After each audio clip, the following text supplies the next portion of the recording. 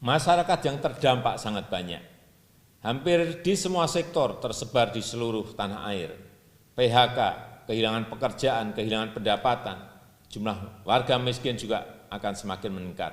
Program stimulus ekonomi juga harus menjangkau sektor-sektor informal, pedagang kaki lima, tukang gorengan, tukang tambal ban, warung-warung kecil, dan sebagainya.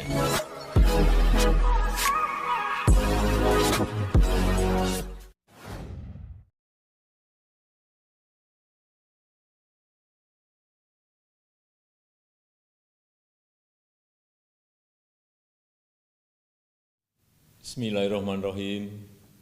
Assalamualaikum warahmatullahi wabarakatuh.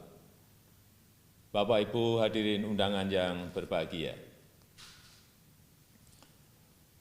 Musren Bangnas ini adalah siklus tahunan untuk merencanakan pembangunan tahun depan, tahun 2021.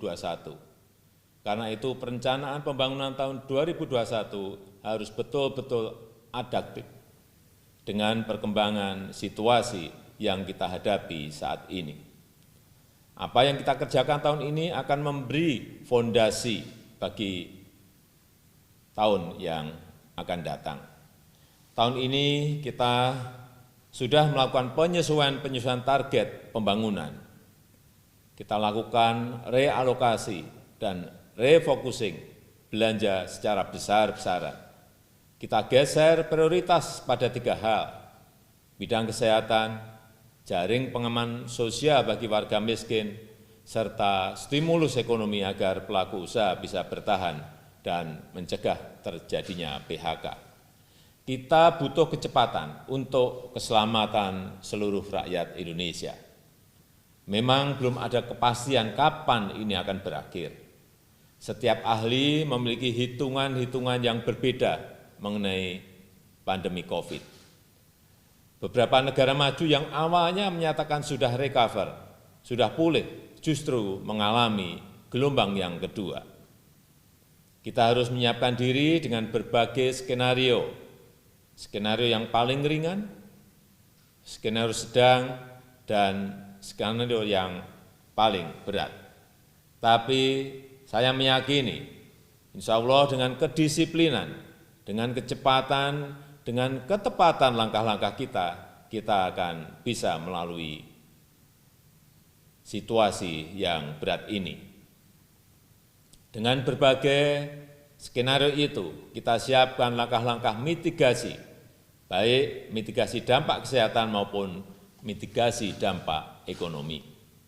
Dan sekaligus juga menyiapkan langkah-langkah recovery, langkah-langkah pemulihan jika penyebaran COVID-19 ini sudah bisa kita kendalikan. Hadirin yang saya hormati, saya optimis. Tahun 2021 adalah tahun recovery, tahun pemulihan, dan tahun rebound. Untuk itu, selain kecepatan dalam mengatasi COVID, kita juga perlu kecepatan untuk pulih, kecepatan untuk recovery. Saya melihat negara yang akan menjadi pemenang bukan hanya negara yang berhasil cepat mengatasi COVID, tapi juga negara yang cepat melakukan pemulihan, cepat melakukan recovery. Situasi pandemik seperti saat ini memberikan kita kesempatan untuk melihat lagi apa yang perlu kita perbaiki, apa yang perlu kita reform, apa yang segera kita harus pulihkan. Dalam soal reform, dalam masa pandemi ini kita harus melihat seberapa kuat ketahanan sosial kita, seberapa kuat ketahanan ekonomi kita, dan seberapa kuat ketahanan pangan kita, seberapa besar ketergantungan kita pada negara lain. Dan dalam situasi seperti ini, kita bisa melihat dan menghitung lagi berbagai potensi di dalam negeri yang kita miliki yang belum terkelola dengan maksimal, yang belum kita bangun dan kita manfaatkan secara baik. Sebagai contoh, apa yang terjadi di sektor kesehatan, industri farmasi, bahan baku obat, kita saat ini masih impor 95% masih impor. Alat-alat kesehatan, ada tidak? Apa yang bisa kita produksi sendiri? Dan apa saja yang kita beli dari negara lain? Sekarang kelihatan semuanya. Lalu bagaimana dengan tenaga medis? Rasio dokter spesialis, perawat, apa cukup menghadapi situasi seperti saat ini? Negara kita juga punya berbagai persoalan di sektor kesehatan. Kita punya beberapa penyakit menular berbahaya yang perlu penanganan khusus seperti TBC. Bagaimana ketersediaan rumah sakit kita, fasilitasnya, tempat tidurnya cukup atau tidak? Coba kita lihat misalnya TBC. Indonesia merupakan negara nomor 3 yang masih memiliki penyakit menular ini. 3 besar dunia yang memiliki penderita TBC adalah India, China, dan Indonesia. Kemudian mengenai rasio jumlah tempat tidur berdasarkan jumlah penduduk, Indonesia juga memiliki rasio masih kecil, 1,2 per 1000. Artinya hanya tersedia 1,2 tempat tidur bagi 1.000 penduduk. Dibandingkan negara lain, Indonesia juga masih kalah. India 2,7 per 1.000, Tiongkok 4,3 per 1.000, dan tertinggi Jepang 13 per 1.000. Kemudian bagaimana dengan laboratorium? Berapa kita punya? Bagaimana kemampuannya, peralatannya, SDM-nya, semuanya harus kita hitung. Karena kita melihat pentingnya health security di masa-masa yang akan datang. Kejadian pandemi COVID ini menyadarkan kita semuanya betapa pentingnya health security. Saat ini hingga beberapa tahun ke depan ada banyak persoalan yang harus kita selesaikan. Sektor pangan misalnya, Food and Agriculture Organization (FAO) sudah memberikan peringatan akan terjadinya krisis pangan, bencana kelaparan yang mengancam dunia. 135 juta orang di seluruh dunia terancam kelaparan atau bahkan mengalami situasi yang lebih buruk daripada itu. Karena itu ketersediaan pangan, food security, sangat penting. Bagaimana dengan kesiapan produksi pangan kita, bagaimana dengan kesiapan industri pengolahan pasca panen, bagaimana dengan efisiensi rantai pasok dan distribusi, semuanya harus kita lihat lagi dan kita harus menyiapkan strategi besar dalam menghadapi itu ke depan. Sektor energi juga demikian, bagaimana kesiapan kita di tengah volatilitas harga minyak mentah dunia saat ini, yang tahu-tahu jatuh dari 60, kemudian sekarang pada posisi kurang lebih 20-an, sebuah volatilitas yang sangat besar sekali. Dan oleh sebab itu kita harus merancang bagaimana strategi besar kita ke depan untuk mengurangi ketergantungan pada energi fosil. Kemana arahnya? Apakah ke bioenergi ataukah ke baterai? Ini akan menentukan juga arah riset dan pengembangan energi baru terbarukan. Saya juga memberikan perhatian khusus pada sistem jaring pengaman sosial, khususnya dalam masa pandemi seperti sekarang yang kita hadapi, karena masyarakat yang terdampak sangat banyak. Hampir di semua sektor tersebar di seluruh tanah air. PHK, kehilangan pekerjaan, kehilangan pendapatan, jumlah warga miskin juga akan semakin meningkat. Karena itu kita perlu memikirkan bersama bagaimana model dan cara sistem jaring pengaman sosial, bantuan sosial yang betul-betul efektif dan cepat, sehingga setiap rupiah yang kita keluarkan sampai pada target, sampai pada sasaran, tepat sasaran. Terdapat data akurat yang transparan, yang akuntabel, setiap saat bisa dilihat, bisa diketahui, sehingga dapat dikoreksi dengan cepat jika terjadi kesalahan. Dengan demikian kita dapat pastikan penerima adalah orang yang benar-benar berhak dan membutuhkan.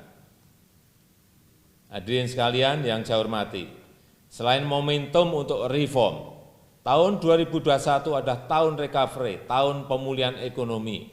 Untuk itu saya minta kepada para gubernur, para bupati dan wali kota, serta kepala Bapeda untuk mengidentifikasi secara detail, memilah-milah secara cermat di daerahnya masing-masing.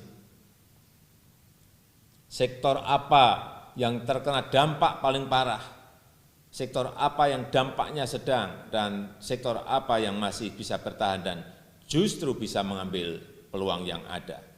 Karena saya melihat ada beberapa sektor yang sangat terpukul, seperti sektor UMKM, sektor pariwisata, sektor konstruksi, sektor transportasi.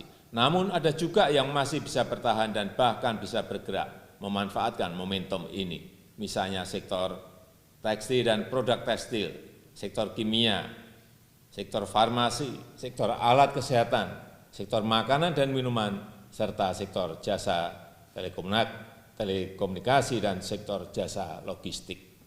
Saya minta disiapkan strategi besar recovery-nya, peta jalan dan tahapan-tahapannya. Tahapan mitigasi yang dilakukan saat ini seperti apa?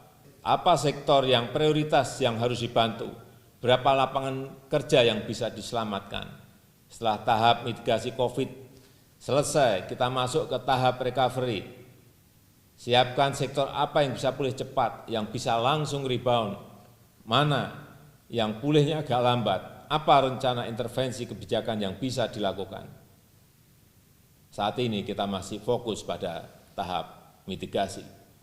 Pemerintah telah menyiapkan paket program stimulus ekonomi agar bisa bertahan dan mencegah PHK, seperti insentif perpajakan, restrukturisasi kredit, serta relaksasi impor bahan baku. Saya ingatkan yang harus dibantu bukan hanya usaha kecil, usaha menengah, dan usaha besar saja, tapi juga usaha ultramikro dan usaha mikro. Program stimulus ekonomi juga harus menjangkau sektor-sektor informal, pedagang kaki lima, tukang gorengan, tukang tambal ban, warung-warung kecil, dan sebagainya. Jumlah yang seperti ini sangat besar, dan menurut data Bappenas, angkanya mencapai 40 juta dan juga banyak menampung tenaga kerja. Sebagian besar dari mereka tidak bersentuhan dengan bank atau lembaga keuangan. Ini juga yang harus kita perhatikan.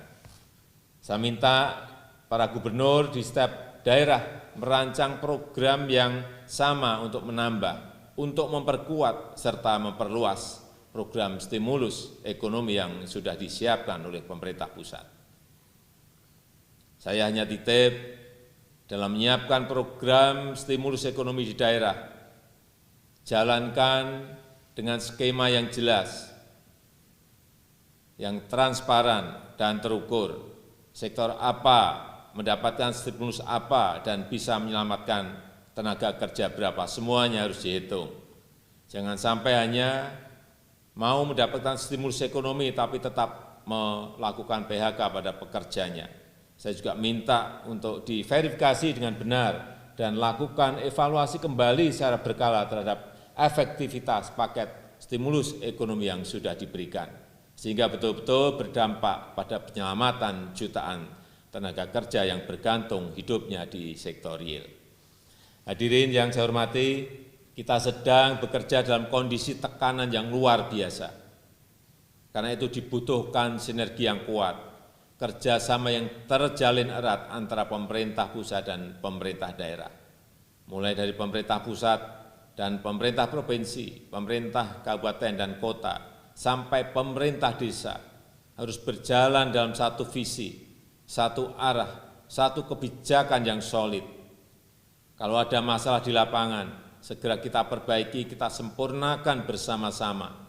Karena dalam situasi seperti ini, tidak ada satu pun negara di dunia dari 213 negara yang betul-betul siap.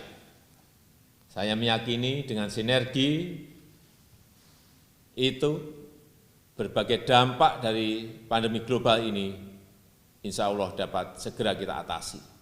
Masyarakat rentan terdampak tertangani dengan baik dan kita bisa melewati badai ini dengan selamat.